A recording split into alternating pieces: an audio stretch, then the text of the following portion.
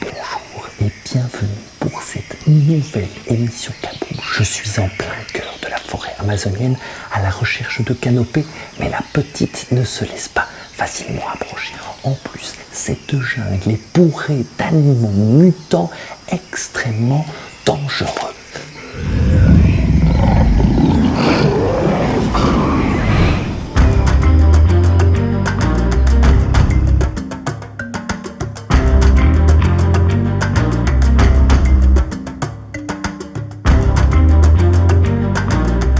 Canopée, c'est une histoire d'amour qui se passe dans la forêt amazonienne qui est devenue radioactive suite à un accident dans une centrale nucléaire qui a été installée au Brésil.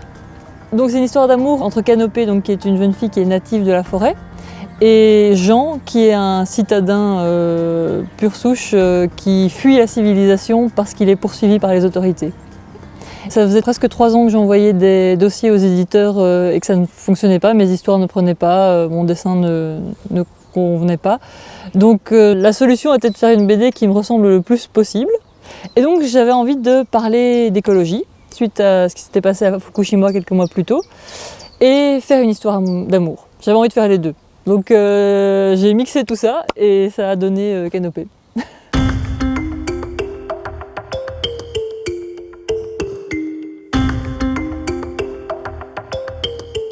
J'ai implanté une centrale à Manaus au Brésil, une centrale qui n'existe normalement pas, et j'ai voulu mettre une durée assez longue pour qu'on ait dépassé ce qu'on connaît par exemple de Tchernobyl. Et d'autre part, pour que la génération des écomartyrs dont je parle dans mon histoire, qui est un peuple qui vit dans la forêt, ait passé plusieurs générations et donc soit vraiment déconnecté de la ville.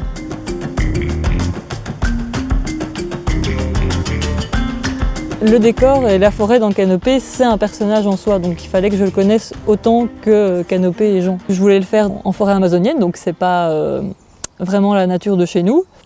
Pour apprivoiser cette nature, comme j'avais pas l'occasion de partir en Amazonie, j'ai regardé beaucoup de documentaires et d'autre part des livres. En partant du livre le plus basique pour enfants de 5-7 ans, Les jungles et les forêts tropicales. Et ensuite on passe au livre un peu plus compliqué avec un peu moins de photos et plus de textes sur comment fonctionne une forêt parce que j'aurais du mal à dessiner quelque chose que je ne comprends pas et donc j'avais vraiment besoin d'aller au bout de cette nature. Donc pendant 1 mois je crois j'ai fait tous ces livres-là en redessinant un élément de chaque photo que je voyais sur chaque page.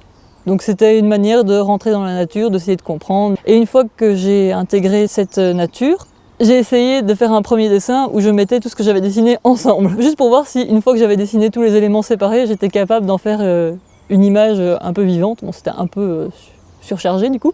Et pour Canopée et Jean, j'ai fait un peu le même travail. En fait, j'ai essayé d'imaginer leur vie quotidienne. J'ai décidé chaque objet qu'ils utilisent quotidiennement. Canopée, c'est pas très compliqué parce qu'elle en a pas trop, vu qu'elle habite en forêt tropicale, donc c'est pas comme si elle avait un mobilier immense. Et Jean, j'ai mis des accessoires très technologiques, très futuristes, parce que comme je ne montre pas la ville, tout ce qui se passe à l'extérieur de la forêt, c'est Jean qui la représente lui tout seul. Donc il fallait que je fasse passer toute cette société à travers les accessoires, le design des habits de Jean en fait.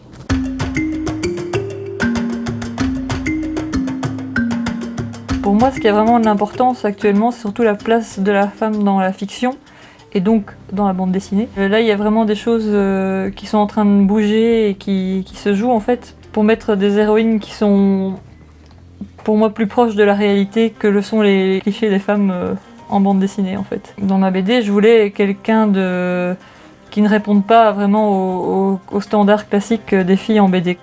Celui qui est très fort pour les personnages féminins, c'est Hayao Miyazaki dans ses films d'animation, parce que autant féminin que masculin, ces personnages sont vraiment toujours assez profonds et il fait des univers qui sont très rarement, voire jamais manichéens. Et ces personnages féminins, ils ne sont jamais tout d'un bloc, ils sont aussi profonds que les personnages masculins et ça, j'aime beaucoup. Quand j'ai fini mes secondaires, j'avais envie de faire de la BD. Donc j'ai vaguement regardé qu'est-ce qu'il y avait comme école sur Bruxelles, sachant très bien que j'allais de toute façon aller voir plus précisément à Saint-Luc, parce que j'avais une bonne image de l'école vu que mes parents l'avaient fait. C'était 3 super années, c'était vraiment très très chouette. Ça ne forme pas professionnellement au métier d'auteur de BD, mais ça permet de faire plein d'expériences par soi-même, et surtout, ce que moi j'ai trouvé le plus intéressant dans ces 3 années, c'était de rencontrer d'autres personnes, et donc de rencontrer la culture et les références d'autres personnes, de s'ouvrir à des choses qu'on n'irait pas voir forcément soi-même. Saint-Luc BD, c'est vraiment des expériences et des tests, un peu d'apprentissage de technique, mais principalement des rencontres en fait, et ça c'était chouette.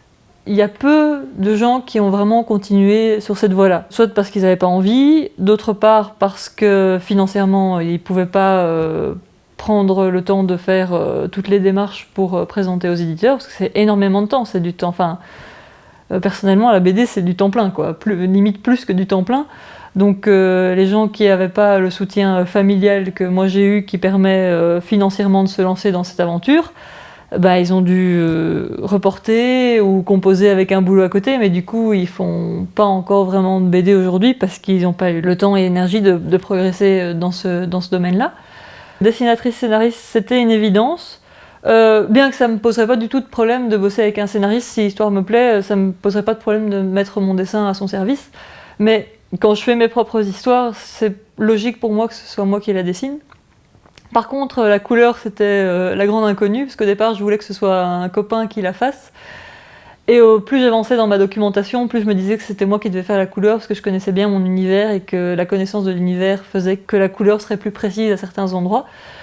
Et donc je me suis lancée dans la couleur, ce qui a été extrêmement difficile pour un premier album. C'était le plus dur. Je crois qu'il m'a fallu au moins 40 planches avant de commencer à être un peu contente de ce que je faisais. Après, il y a aussi les motivations financières. Et c'est vrai que quand on fait la couleur, on est payé pour la couleur aussi, quoi. Il n'y a pas le nom de mon compagnon dans ma BD, mais il était là depuis le début sur le scénario, à me dire ce qui allait bien, ce qui allait pas, et à essayer de trouver les solutions avec moi, à me proposer des choses. On travaille tous les deux sur des projets qui sont différents, on a chacun nos BD en cours, donc je suis toute seule sur mes planches, mais toujours le regard extérieur qui dit ah ouais là c'est cool, là ton personnage ça va pas, là le bras il ressemble à rien. C'est vraiment une question de regard et d'échange. C'est devenu commun aujourd'hui qu'un auteur dédicace, mais c'est pas un exercice facile parce qu'il faut dessiner comme ça sur le vif, en même temps parfois parler avec les gens parce que c'est chouette, c'est intéressant de discuter et de rencontrer la personne. Et donc quand j'ai reçu mes premiers albums, je me suis fait une dédicace à moi-même pour vérifier que je savais déjà dessiner mes personnages, parce que ça faisait 4 mois que je les avais plus dessinés quand l'album est sorti. Et après, c'est la première fois que j'ai quelqu'un soit qui vient me voir en librairie, qui me donne un album, et là j'ouvre et ok, je fais genre, je vais y arriver, et je fais ça tout le temps, et en fait c'est ma première, et je m'en suis sortie quand même pas mal, ça va, et une fois qu'on a fait une première, c'est bon, c'est parti. C'était à Bordeaux, ma première. En plus, c'était chouette parce que j'arrivais à ma table et il y avait une personne qui attendait. Et rien que ça, tu fais, c'est dingue. L'idée, c'est de rencontrer les gens et de parler avec eux. Et ça, c'est toujours chouette. J'ai rencontré des biologistes, des profs d'aquariophilie. Enfin, c'est super. C'est super de rencontrer les gens qui ont envie d'échanger quelque chose, quoi.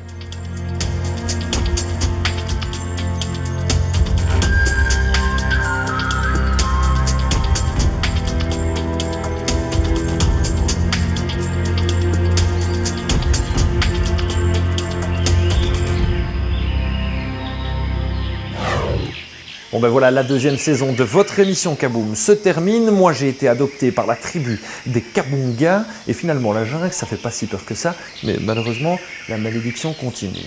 Bon allez, juste avant de partir, un petit truc que j'ai toujours rêvé de faire.